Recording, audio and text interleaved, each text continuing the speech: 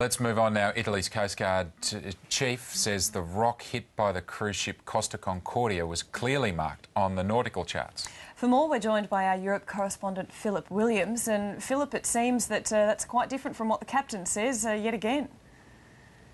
Yes, another discrepancy with Captain Francesco Schettino's version of events, and there are a few of them. I'll outline them in a second. He said that he was going close to the island, but that rock was not on the charts. It should have been, and that suddenly this rock has leapt out of nowhere and hit the boat.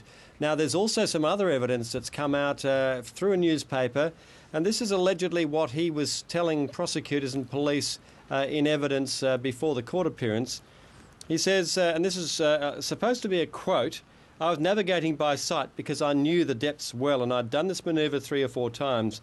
But this time I ordered the turn too late and ended up in the water, which was too shallow. I don't know why it happened." Now, he's saying that he's done this manoeuvre as in going very close to the island 3 or 4 times. We only know of one other time that that's happened. And there is also a discrepancy, not just in his evidence, but also in perhaps what the company has said, because the company said, yes, there was a close encounter by request from the island on a particular night, a festive night, when they wanted the lights of the ship to go close by the island, and they did it in August last year. But they'd stayed 500 metres from the island. Now, records from Lloyd's List, the shipping insurance people, says that seems to indicate that this ship that went past in August actually came within 240 metres of the shore. Now, that's almost where the rock was struck the ship. So that must have come perilously close at that time to another collision. So we're getting all sorts of information here.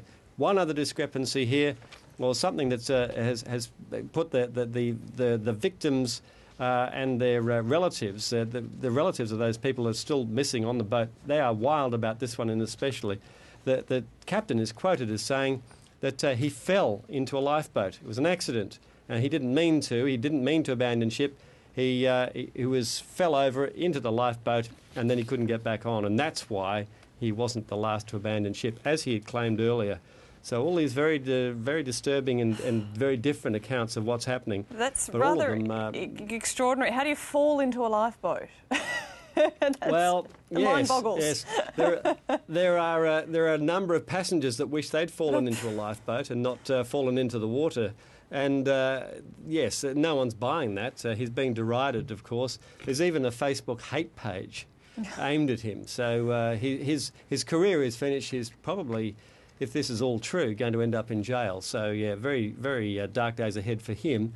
But it looks as though, again, from this record that has appeared in an Italian newspaper, that when he was giving evidence, he said, yes, he was saluting a former ship's captain that was on the island, and that's why he was going so close. So, again, that will not be seen very favourably in a courtroom.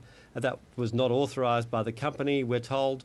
And it seems that not only he took that decision on his own, that he's then, under command, steered it onto the rocks, and rocks that were, according to the Coast Guard, clearly marked. So whichever way you look at it, he's in deep trouble. Yeah, the plot certainly thickens there, and we'll see how that unfolds in terms of the court case. But at the moment, of course, they're still looking for survivors, except they've had to suspend the search. Can you tell us what's happening on that front? Yes, and this, again, it emphasises the danger of that particular search, because you've got half of it underwater and half above water, and every time it moves, they have to get everybody off, both inside, and there are divers inside, and everybody off the top section.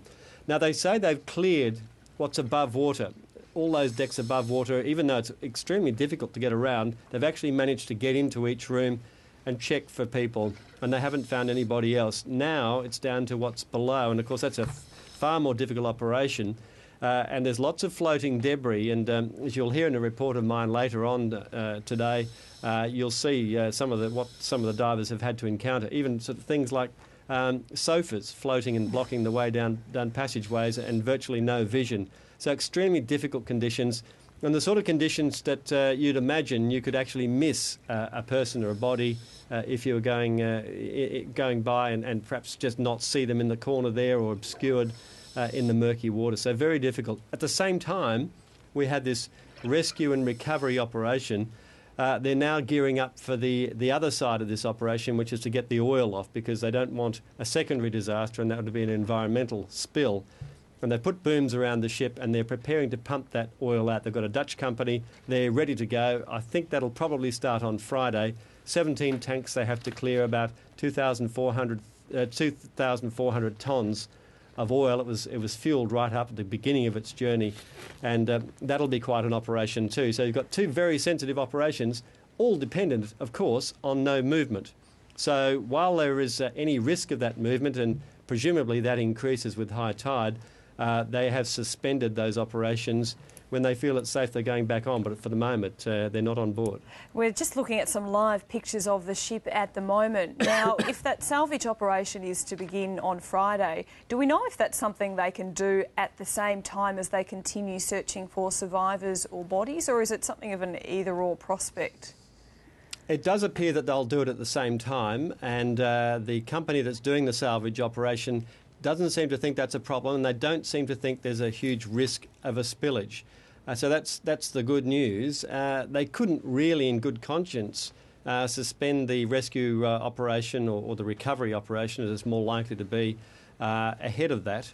But of course, there could be tremendous damage if that oil got into the sea and those pristine waters. It's a marine reserve there.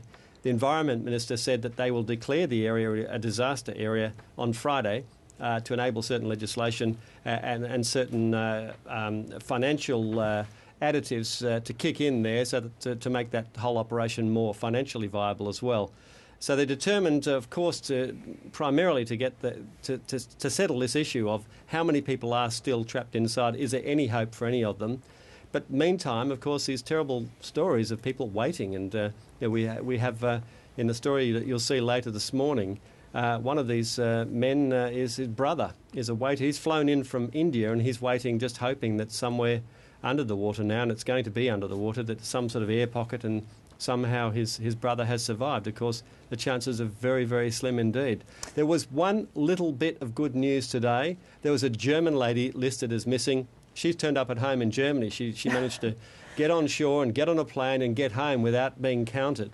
So at least that's one off the list, but sadly there are unlikely to be many more like that. And no doubt many others hoping that that circumstance can happen again as people wait to find out. Phil Williams, thanks very much for bringing us up to date. Thank you.